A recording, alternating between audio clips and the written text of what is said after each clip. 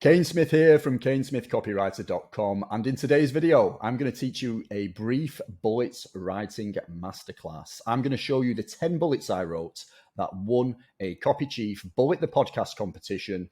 The podcast episode in question was Daniel Throssell's interview with Kevin Rogers.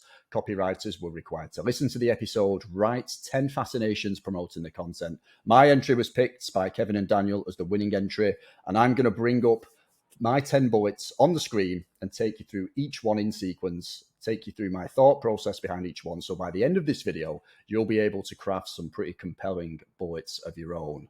Now, in case you're new to the channel, I'm Kane Smith, and I'm an Agora direct response copywriter. And I also help course creators and coaches sell more of their programs via my business, CaneSmithCopywriter.com. Okay, so subscribe to the channel. If you like this video, hit the like button. And without any further ado, we're going to go into the content. I'm going to share my screen. I'm going to bring those 10 bullets up onto the screen, and we're going to go through each one. Remember, by the end of this video, you'll have a pretty good understanding of what goes into a pretty awesome and compelling bullet so that you can sell more of your information products, get your readers dying to click by the time they've finished reading your fascinations. Okay, let's move on to the masterclass. So here is the email that Daniel Throssell sent to his list announcing me as the winner of the bullet writing competition. These were the bullets I wrote to promote Daniel's interview with Kevin Rogers on the Copy Chief Radio podcast. Kevin shouted me out to his list upon winning this. Daniel shouted me out to his. This is Daniel's email. And you can see here, Kane Smith, the copywriter who wrote the winning bullets. Daniel sent me a personal message saying he doesn't actually hate me. And these are the 10, all right? These are the 10 that won the contest. Daniel and Kevin went through these on a Facebook Live episode. Well worth watching. Not just these bullets, the bullets of every copywriter who entered the competition. Daniel and Kevin critiqued them all. It's a gold mine of information for copywriters to see, two heavyweights in the game kind of dissecting people's copy and offering their critiques. It's a very fascinating episode. I'll drop a link to that in the description. Well worth a watch. But I thought it'd be a useful exercise to go through these 10, seeing as they were 10 bullets that won a competition and caught the eye of Kevin Rogers and Daniel Throssell. It's an exercise worth doing rather than just me describe my approach to writing bullets in general. I thought I'd focus on these 10 in particular. So we'll start with the first one here. Okay, 2 master copywriters. Ramit said he told Daniel to study when he was starting out. After taking this advice, Daniel was soon charging clients $200 an hour for his services. So in the podcast episode, and of course I won't be giving anything away. The link to the podcast episode is also in the description. So I won't kind of give away the information that these bullets tease. But the whole purpose of a good bullet is to arouse curiosity in the reader. This is why they work so well for information products and don't really fit in elsewhere. People, when they're buying information products, bullets create that desire. They build that desire. You want to know the secrets, and a good bullet needs to have one core idea kind of running through it. It needs to certainly arouse curiosity. And in most cases, in the vast majority of cases, you want it to impart some kind of benefits to the reader, whether that's a direct or an indirect benefit. Sometimes you get, out of these 10 bullets, there's one that doesn't offer an immediate benefit of any kind to the reader. And I'll get to that. It's more towards the end. But there's a clear benefit here to the reader, right? 2 master copywriters, Ramit said. Basically, Daniel tells a story in the podcast of how he, as a novice, he learned the ropes very quickly and started charging $200 an hour on Upwork within a matter of months. Bear in mind, some copywriters struggle to kind of hit the $200 an hour mark in their entire careers. He was doing it within months. And he did it he studied 2 world-class A-list copywriters that Ramit Sethi advised him to study. So there's a few things here. Like, obviously, any copywriter is going to like, right, who are these two people? If they're master copywriters, the chances are I've heard of them before. So we're playing on some familiarity here. The idea that, oh, it's within reach. I probably know who these two copywriters are. Ramit Sethi is obviously a very well-known name, a very successful person the reader's likely going to be familiar with.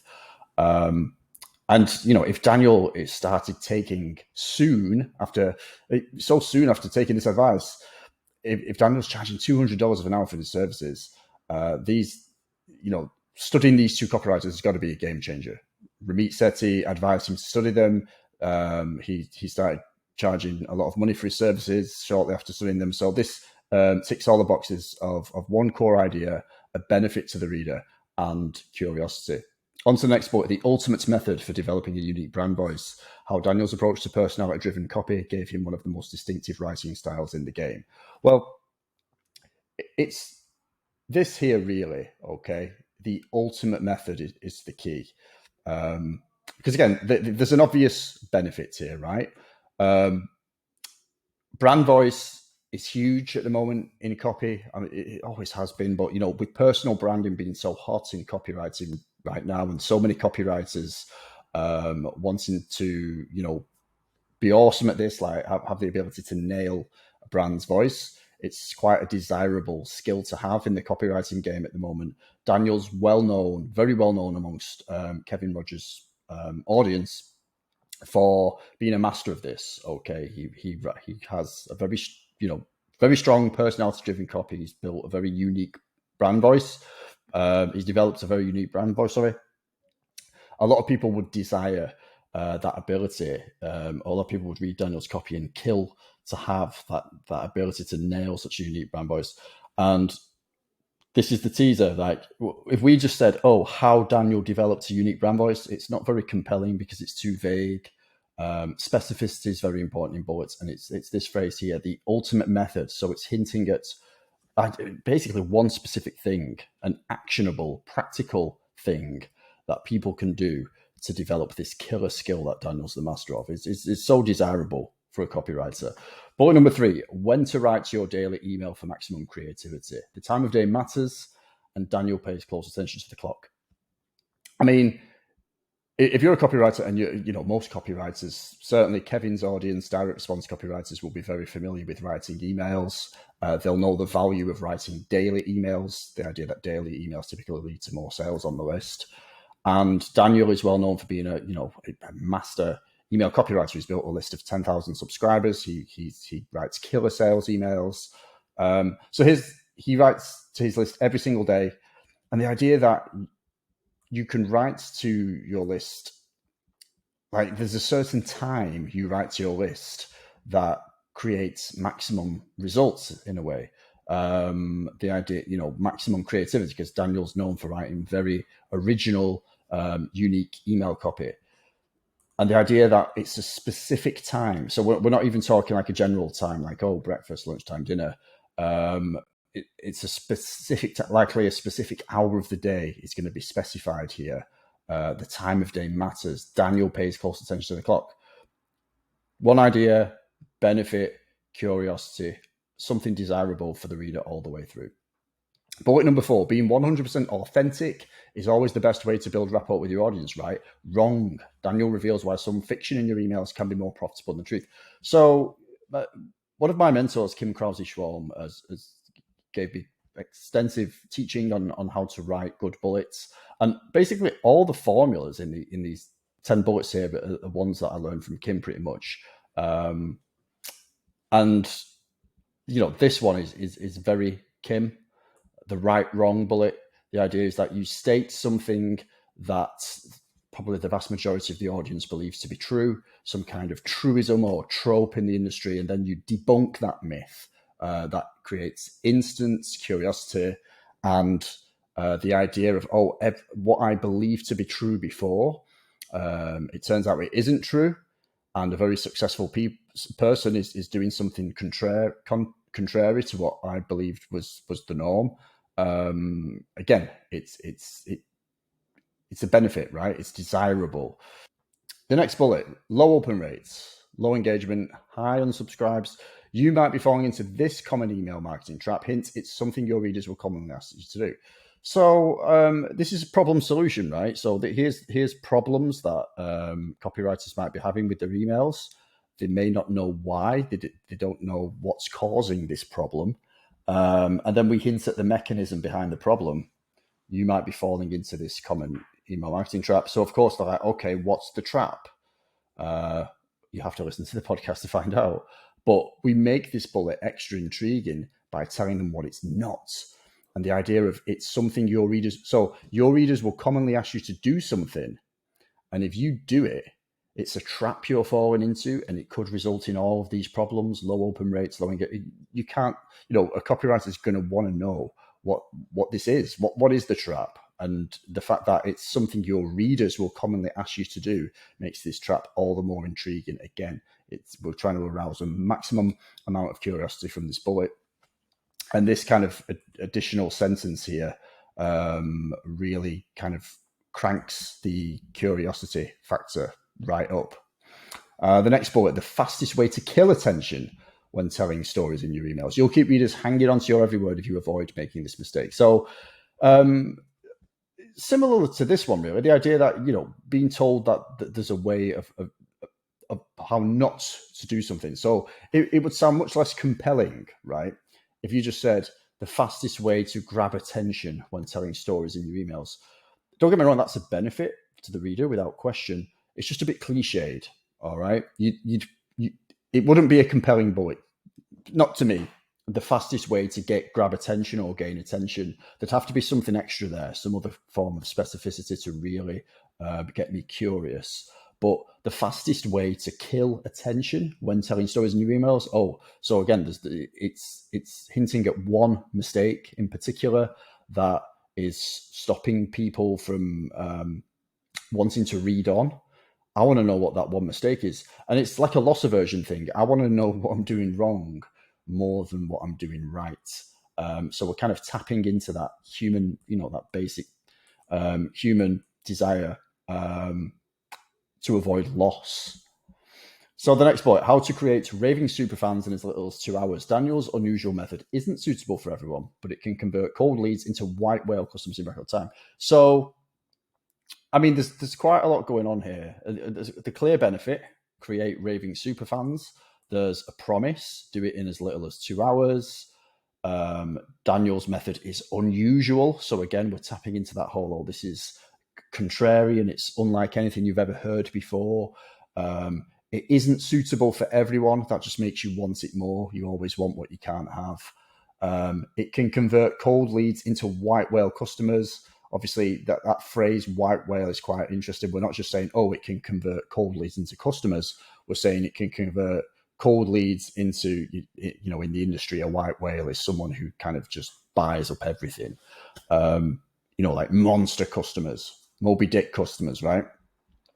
In record time. So they don't even become white whale customers over a prolonged period of time, which is what you traditionally expect from these types. Like in record time, they're going to be buying up everything. There's so much specificity and interesting stuff going on to arouse all kinds of curiosity here, and a clear benefit to the reader, right? Superfans, turning cold leads into white whale customers. Do it in record time. Is like in as little as 2 hours. And it is a method that's not really being done by anyone else before. It's unusual. It's not for everybody. Loads going on in that bullet, all right? The one type of email almost guaranteed to generate sky-high engagement. This can bring you an avalanche of enthusiastic replies and profitable clicks if used sparingly. So you're familiar with the pattern now, right? Clear benefit to the reader. The one type of email guaranteed to generate sky-high engagement. Who doesn't want to generate sky-high engagement? So there's a clear benefit here. It's one idea. We haven't got, competing ideas here or multiple ideas. It's just the one. This phrase here, the one type of email. So again, we're not. It's not a promise that's out of reach. It's attainable. Okay, kind of like the one up here. was it the further one up, the ultimate method, how that kind of hinted at how there's one thing that'll help you develop a unique brand voice. Here it's been specified there's one type of email almost guaranteed to generate Sky engagement. It feels very like a very attainable benefit. Almost guaranteed. This again, the idea of not, I got the idea of not accusing your prospects from Kim Carl's Schwarm. I did actually create a video of that. It's one of the tips Kim gave me, and I mentioned two other tips that two other realist copywriters give me. I'll put a link to that video in the description. And Kim says, don't accuse your prospects. Don't be afraid to say maybe, probably, possibly, rather than just, kind of go in there and speak with all this conviction. And these weasel words can work in these moments as well to increase believability. So it's not just there to avoid being accusatory. Weasel words can increase believability. Now, if I just put the one type of email guaranteed, it sounds like a really big, overblown, hypey, direct responsive promise. That one word, right, almost just turns this promise from being overblown hype into very believable. And again, you've got this caveat here. This can bring you an avalanche of enthusiastic replies and profitable clicks if used sparingly. Increases believability. So we're saying it doesn't work every time, but so people will want to know, okay, so when shall I use it? If used sparingly, when's the right time to use it? Curiosity, okay? What caused Daniel and email legend Chris Orzechowski to become fierce rivals? It has nothing to do with competing for market share, but everything to do with email supremacy. This is the one where I said, there's no direct and obvious benefit being implied. There's probably not even an indirect benefit being implied. This is pure story, drama, conflict. It's knowing the audience, okay? The audience know that Daniel's a firebrand who gets into fights. Kevin's audience is very familiar with Chris Orzechowski. Even if this is someone very new to Kevin Rogers and Copy Chief, if they've heard of Daniel, they'll have heard of Chris because the two email copywriters who play in the same sandbox. So this idea that they're at loggerheads here, they're fierce rivals. All right, why? Obviously, they must be competing for subscribers or customers. And then we debunk that and say it has nothing to do with that, actually. But it has everything to do with email supremacy. And it's that word supremacy, like it could mean anything. Who writes the better emails? Or what type of emails? Who writes the best type of emails? Who has, I don't know, the biggest list? Or, it could be anything. And again, that's the curiosity factor. And yeah, there's no obvious benefit direct to the reader, but, in a very kind of National Enquirer-esque kind of way, in a gossip rag kind of way, the reader's going to want to know what has caused these two guys to be at loggerheads. So you can use in bullets. You don't always have to make it, benefit driven. You can really tap into people's eagerness to just know secrets and know stuff. And there's nothing more juicy than a rivalry or a fight or a conflict. People love to watch, stand on the sidelines. Who's going to win? Why are they fighting? Ooh, tell me all the gossip. I'm just really tapping into the human urge to hear a story and see conflict going on and get a kick out of it, rather than any kind of obvious benefit being imparted to the reader. And then the final bullet here: the truth about Daniel's infamous fiery alter ego, the real reason why he chooses to ditch his natural shyness and controversially wage war on his enemies. Again, people know all about Daniel's fiery alter ego. However, we're talking the truth about Daniel's infamous fiery alter ego. That hints that not all is as what it seems. If you're reading Daniel's emails and you're used to this, slightly abrasive personality at times, we're now saying, there's more to it than that. There's a reason why he behaves like this. And then, of course, we say the real reason, which again hints that you don't know the full story. Why he chooses to ditch his natural shyness and, he chooses to do this. The idea that this isn't necessarily the real him. Clearly, this is like a brand persona that he's dialing up to 11. Why? Like, what would he benefit from picking fights with people or being as kind of controversial as he is? He's clearly doing it for a reason. He's a very smart guy. And there is an implied benefit there. So if Daniel is deliberately kind of dialing up his, I suppose, his combativeness to 11, he's doing this for a reason. It must be stressful, like waging, obviously there's some hyperbole, controversial wage war on his enemies, but there's a reason why Daniel's doing this. A reason that's obviously going to add to his bottom line and make him more money. So again, the copywriter really benefits by, by finding out this information. So there you go. There's the 10 bullets. I guess there's, in every bullet, there's one core idea. There's a benefits to the reader. Like we explained this one, this one's probably the outlier, but, that has its own kind of effectiveness. So you want one core idea, a benefit to the reader, and irresistible curiosity. You cannot give anything away. And if you think that your readers will think that they know the answer, you have to overcome that objection in the bullet. Like I did with, where is it? This one. Hint, because I thought, okay, people are going to make all kinds of guesses to prescribe a solution to that problem. And this is like a curveball. This is me kind of overcoming that objection. Look, you don't know what the answer is because it's something your readers will commonly ask you to do. And that's really going to knock you for a loop.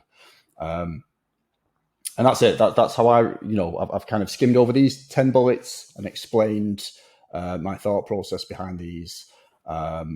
If you've got any nuggets of wisdom yourself or any questions about bullets, do drop them in the comments. I'd love to hear what you have to say about these.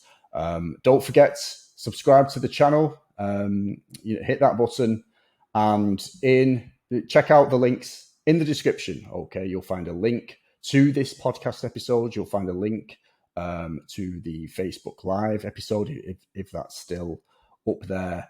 And as always, you'll find a link in the description to some free email training from yours truly.